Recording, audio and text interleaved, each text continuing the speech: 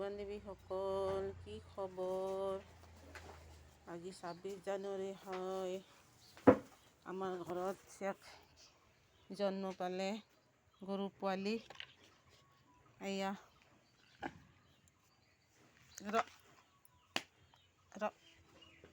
দেখছে না কেনেকুৱা লাগিছে? এইয়া নাওমানি 4:30 ৰাতি জন্ম পাইছে। এইটো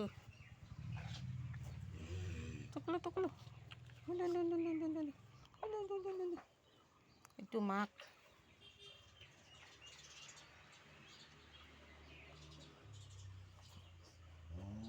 দেখিছেনে বন্ধু বান্ধৱীসকল? আজি সোমবাৰৰ দিনা আমাৰ ঘৰত দামৰা পোৱালি এটা জন্ম পাইছে ৰাতিপুৱা 4:30